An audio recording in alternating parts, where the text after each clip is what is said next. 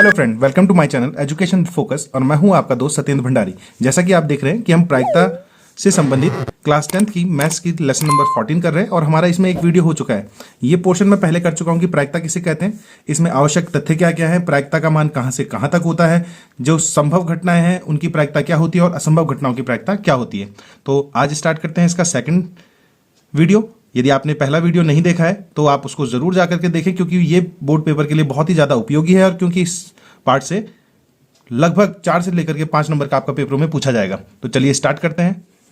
आज के वीडियो का पहला जो क्वेश्चन है वो क्वेश्चन नंबर 10 है। 9 तक हम पहले कर चुके हैं। देखिए 10 है हमारे पास कि एक पिगी बैंक में 50 पैसे के 100 सिक्के, 1 रुपए के 50 सिक्के, 2 रुपए के 20 सिक्के और 5 रुपए के 10 सिक्के हैं। यदि पिगी बैंक को हिलाकर उल्टा करने पर कोई एक सिक्का गिरने के परिणाम समप्रायिक हैं, तो इसकी क्या प्रायिकता है कि वह गिरा हुआ सिक्का 50 पैसे का होगा या 5 रुपए का नहीं होगा। तो अब यहाँ पे पिगी बैंक मतलब एक गुल्लक की बात की जा रही है जिसमें ये सारे सिक्के हैं और हमें यहाँ पे इनकी प्रायिकता निकालनी है।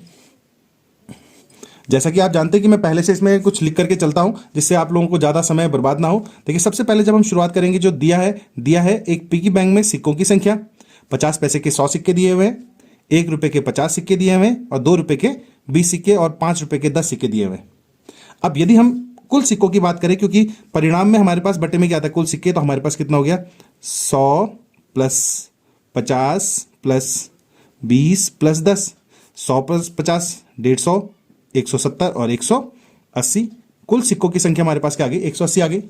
अब यहां पे देखिए 50 पैसे के सिक्के गिरने की प्रायिकता, यदि हम 50 पैसे की सिक्के गिरने की प्रायिकता कह रहे हैं तो प्रायिकता का जो अर्थ होता है कि आवश्यक घटनाएं बटे कुल घटनाएं। तो आवश्यक क्या है हमें 50 पैसे, तो 50 पैसों के सिक्के बटे कुल घटनाएं मतलब कुल सिक्के। 50 पैसे के सिक्के हमारे पास 100 और कुल सिक्के हमारे पास 180। कट रहा है यहां से, ये कट जाएगा और इसमें यदि हम भाग करके देखें तो 5 दूनी 10 और 9 दूनी 18, तो ये 5/9 इसका आंसर आ जाएगा पहले वाले का। अब दूसरे में देखिए लिखा हुआ है कि 5 रुपए के सिक्के ना गिरने की प्रायिकता। 5 रुपए का सिक्का यदि नहीं गिरेगा तो इसका मतलब या तो वो 50 पैसे का गिर सकता है, 1 रुपए का, 2 रुपए का, परंतु 5 का नहीं गिरना चाहिए। तो हमारे पास क्या है कि 5 रुपए के सिक्के ना हो की स्थिति में ये सारे तो 100, 120 और यहां पे हमारे पास कितना हो गया 170 और कुल सिक्के हमारे पास कितने 180। इसको इससे काट देंगे तो यहां पे हमारे पास आ गया 17/18। ये इसका आंसर आ जाएगा। क्लियर हो गया होगा कि हमने इस प्रकार से इन सवालों को हल करना है। देखिए 11वां सवाल है कि गोपी अपने जल जीवन कुंड के लिए एक दुकान से मछली खरीदती है। दुकानदार एक टंकी जिसमें 5 नर मछली और 8 मादा मछलियां हैं में से एक मछली यादृच्छिक उसे देने के लिए निकालती है। इसकी क्या प्रायिकता है कि निकाली गई मछली नर मछली है, अर्थात इसकी प्रायिकता निकालनी है तो हमें नर मछली हमारी आवश्यक है और कुल मछलियां हमारे पास दी गई। तो इसको देखिए मैंने किया हुआ है। तालाब में नर मछलियों की संख्या 5 है और मादा मछलियों की संख्या कितनी है 8, तो कुल मछलियां हमारे पास क्या हो जाएंगी 5 + 8 और 8 और 5 कितना होता है 13। बहुत ही आसान से सवाल के होते हैं और ये पेपरों में पूछा गया सवाल है। नर मछली निकलने की प्रायिकता, तो नर मछलियों की संख्या बटे कुल मछलियों की संख्या। नर मछली हमारे पास है 5 और कुल मछली हमारे पास है 13, तो यहां पे हमारे पास आ जाएगा 5/13 इसका आंसर आ जाएगा। देखिए 12वां सवाल है हमारे पास, संयोग के एक खेल में एक तीर को घुमाया जाता है, यह संयोग का खेल दिया हुआ है, जो विश्राम में आने के बाद संख्याओं 1 2 3 4 5 6 7 और 8 में से किसी एक संख्या को इंगित करता है।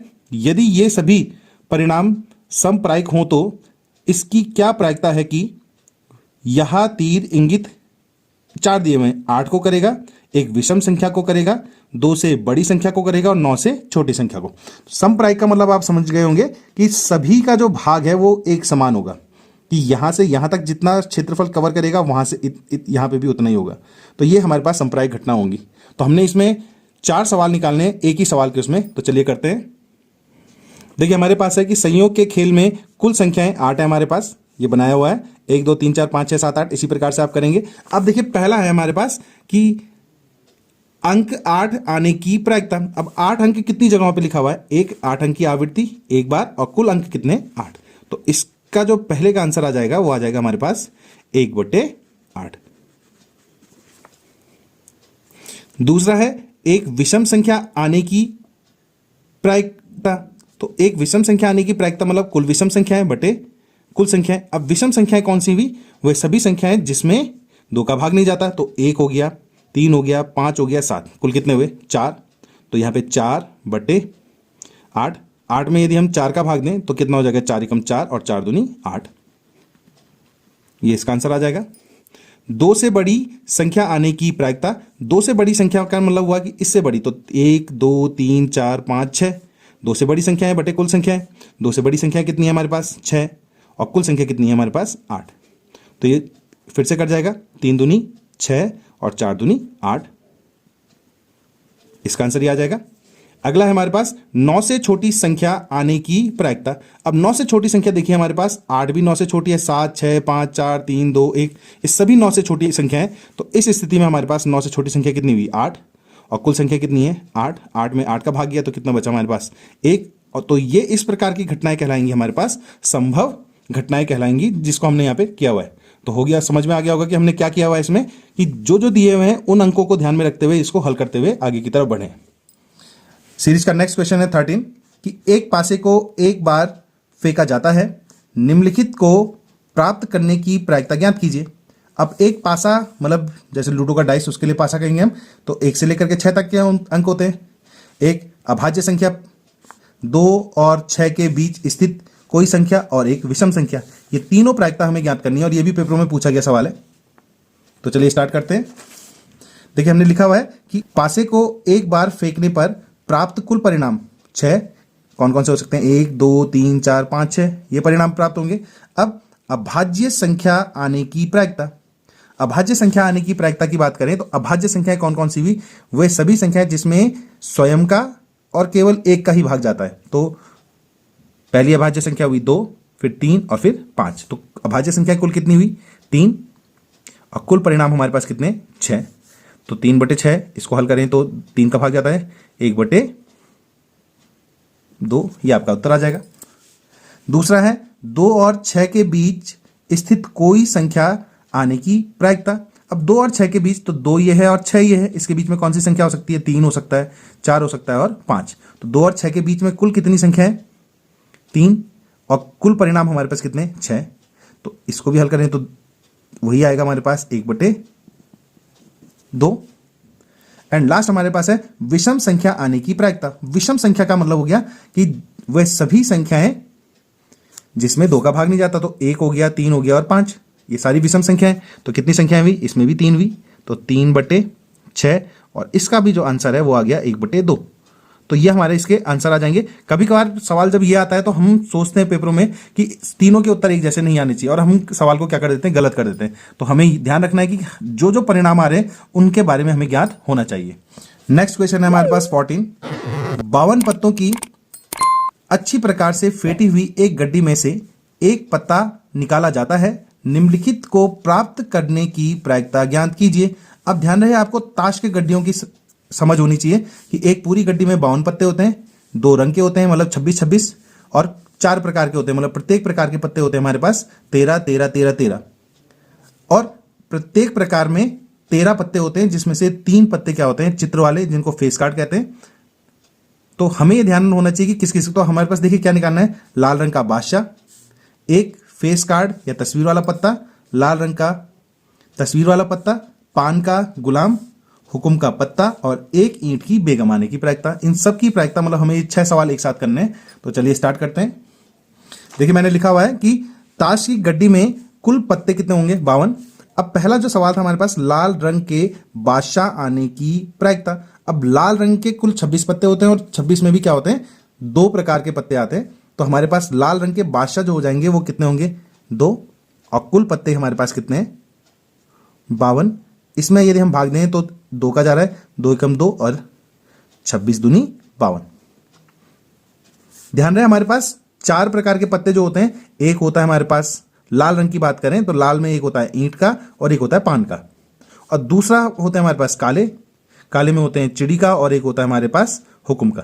तो तो ये नाम आपको पता होने चाहिए। जब हम प्रायिकता कर रहे हैं तो हमें ताश का जो ज्ञान है वो जरा सा होना चाहिए कि किस प्रकार से हम ताश के ज्ञान से अपने पत्तों के बारे में ज्ञात कर सकते हैं। दूसरा है फेस कार्ड आने की प्रायिकता। अब फेस कार्ड कोई भी रंग का कहा गया है, तो एक प्रकार में बात करें 3 होते हैं तो 3 6, 3 9, 3 12, 4 की बात की थी हमने, तो 12 कुल फेस कार्ड हुए बटे यहां पे कुल पत्तों की संख्या है 52। यदि हम 12 और इसमें बात करें तो 4 का भाग जा रहा है, 4 तियां 12 और 13 चको 52, ये 3 बटे 13 आ जाएगा हमारा आंसर। अगला है लाल रंग के तस्वीर वाले पत्ते आने की प्रायिकता। अब लाल रंग के क्या होता है हमारे पास, एक तो हमारे पास पान का होता है और एक होता है ईंट का। तो पान के पत्ते भी जो ये बात करें तो वो भी 3 होंगे और ईंट के भी कितने होंगे 3, तो कितने हो गए 6। तो लाल रंग के फेस कार्ड यहां पे हमारे पास 6 बटे 52, इसको काटे तो 2 से कटेगा, 3 हुआ, 3 दूनी 6 और 26, तो 3 बटे 26 इसका आंसर आ जाएगा। नेक्स्ट है पान का एक गुलाम आने की प्रायिकता। पान का एक गुलाम, पान एक प्रकार है, किसी भी पत्ते में पान एक प्रकार है और गुलाम मतलब 11। तो पान का एक गुलाम आने की जब हम प्रायिकता की बात कर रहे हैं तो पान में केवल एक ही गुलाम होगा, तो पान का गुलाम मतलब 1 और कुल पत्ते कितने हुए 52, तो कितना आ जाएगा इसका 1 बटे 52 आ जाएगा। नेक्स्ट हमारे पास है हुकुम का पत्ता आने की प्रायिकता। अब हुकुम का पत्ता, हुकुम एक प्रकार है और हुकुम में कुल पत्तों की संख्या होती है 13। तो हुकुम का एक पत्ता आने की जब प्रायिकता बात करें तो कुल पत्ते कोई भी आ सकता है, तो 13 बटे 52, और यदि हम कट रहे हैं तो 13 से पूरा जा रहा है तो 13 कम 13 और 13 चको 52, 1 बटे 4 हो जाएगा। एंड लास्ट था हमारे पास ईंट की बेगम आने की प्रायिकता। ईंट एक प्रकार है और बेगम उसमें 12 को कहा जाता है और बेगम केवल क्या होगी 1, तो ईंट की बेगम ये 1 होगी और कुल पत्ते हमारे पास जो हैं वो हमारे पास कितने हैं 52, तो इसका आंसर आ जाएगा हमारे पास 1 बटे 52। तो क्लियर हो गया होगा, हमें ताश के संबंध में इसका ज्ञान होना चाहिए। ये देखिए मैंने ताश के पत्तों के संबंध में कुछ जानकारी लिखी हुई है कि ताश में 52 पत्ते होते हैं, लाल रंग के भी 26 और काले रंग के भी 26। पान के जो पत्ता होता है उसका रंग लाल होता है और ये भी 13 होते हैं, और ईंट के पत्ते का डिजाइन ये होता है और इसके क्या होते हैं ये भी 13। काले रंग के 26 होते हैं, इसमें से हुकुम का जो होते हैं वो भी 13 और चिड़ी के भी होते हैं 13। ये इनका जो डिजाइन है ये उस प्रकार से पत्तों में बना हुआ होता है। इसमें भी 3 क्या होंगे आपके पास फेस कार्ड होंगे, जो आपके पास कहलाता है गुलाम, बेगम, बादशाह। इसमें भी 3, इसमें भी 3, इसमें भी 3। तो ये आपको ज्ञान होना चाहिए, तभी हम इस प्रकार के सवालों को हल कर सकते हैं। नेक्स्ट क्वेश्चन हमारे पास क्वेश्चन नंबर 15। ताश के 5 पत्ते, अब इसमें केवल 5 पत्ते दिए गए हैं। ईंट का दहला मतलब 10, गुलाम, बेगम, बादशाह और इक्का मतलब 10, 11, 12, 13 और इक्का 1 को पलट करके अच्छी प्रकार फेंटे जाती है, मतलब अच्छी तरह से फेंटा जाता है। फिर इनमें से यादृच्छिक एक पत्ता निकाला जाता है, उसमें से एक पत्ता निकाला गया। इसकी क्या प्रायिकता है कि यह पत्ता बेगम है। अब ये हमें बताना है कि यह पत्ता बेगम होगा, इसकी प्रायिकता क्या होगी। दूसरा है यदि बेगम निकल आती है तो उसे अलग रख दिया जाता है और एक अन्य पत्ता निकाला जाता है।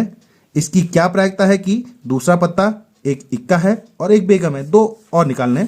तो जब बेगम प्राप्त हो गई तो उसको बाहर निकाल देने, अर्थात 5 में से अब कितने बच गए 4। ये चीजें हमें पता होनी चाहिए कि किस प्रकार से उसमें कहा गया है, वही क्रियाकलाप हमने यहां पे भी करना है। देखिए ये हमारे पास सवाल है कि कुल पत्ते 5 हैं, दहला, गुलाम, बेगम, बादशाह और इक्का। अब बेगम आने की प्रायिकता, बेगम के कुल पत्ते और कुल पत्ते, तो बेगम वाले कुल पत्ते हमारे पास 1 है और कुल पत्तों की संख्या कितनी है 5। तो पहला का उत्तर तो हमारे पास आ गया 1 बटे 5। क्लियर। अब बेगम को अलग करने पर कुल पत्ते, बेगम को यदि हम अलग कर दें तो कुल पत्ते कितने होंगे, 5 में से एक पत्ता गया 4। अब इक्का आने की प्रायिकता, अभी भी ये बेगम गायब हो चुकी है तो अभी भी इन पत्तों में हमारे पास इक्का है, तो 4 पत्तों में से एक इक्का है और कुल पत्ते हमारे पास कितने हैं 4। तो यहां पे हमारे पास हो जाएगा 1 बटे 4। एंड लास्ट है बेगम आने की प्रायिकता। अब ध्यान दीजिए कि इसमें से तो बेगम हमने हटा दिया है, तो अब इन 4 पत्तों में क्या बेगम बची नहीं, इसमें दहला है, गुलाम है, बादशाह है और इक्का है।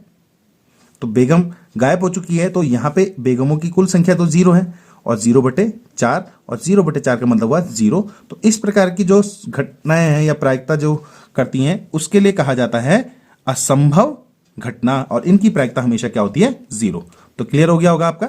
और आज की सीरीज का हमारा लास्ट क्वेश्चन है, क्वेश्चन नंबर 16, कि किसी कारण 12 खराब पेन 132 अच्छे पेनों में मिल गए हैं। अर्थात खराब पेन ये हैं और अच्छे पेन ये हैं। केवल देखकर यह नहीं बताया जा सकता है कि कोई पेन खराब है या अच्छा है। इस मिश्रण में से एक पेन यादृच्छिक निकाला जाता है। निकाले गए पेन की अच्छा होने की प्रायिकता ज्ञात कीजिए। तो निकाला गया पेन क्या होगा? अच्छा होगा। इसकी प्रायिकता हमें ज्ञात करनी है। तो देखिए, पहले तो खराब और अच्छे पेन दिए हुए हैं, तो कुल पेन निकालने पड़ेंगे और उसके बाद इसको हल करेंगे। तो हमने ये किया हुआ है, खराब पेन 12 है, अच्छे पेन हमारे पास ये है, तो कुल पेन क्या हो जाएंगे? खराब पेन और अच्छे पेनों का योग। तो यहां पे हमारे पास हो जाएगा 144। अब कहा गया कि अच्छा पेन निकलने की प्रायिकता। तो अच्छा पेन निकालने के लिए मतलब हमारे पास वांछित घटनाएं कौन सी है जो हमें चाहिए? वो है अच्छा पेन, और कुल पेन हमारे पास ये दिया हुआ है। तो अच्छे पेन निकलने की जब हम प्रायिकता की बात करें तो अच्छे पेन हमारे पास है 132 और कुल पेन हमारे पास है 144। छोड़ने के लिए यहां पे भी छोड़ दें, परंतु यहां पे ध्यान दीजिए कि इसमें किसी ना किसी संख्या का भाग जाता है। 12 का भाग जाता है। 12 गुणा गया 11 132 होता है, और इसी प्रकार से 12 गुणा गया 12 144, क्योंकि 12 का वर्ग होता है 144। तो ये इसका आंसर आ जाएगा। तो आप लोगों की समझ में आया होगा कि हमने किस प्रकार से क्वेश्चन आंसर किए हैं।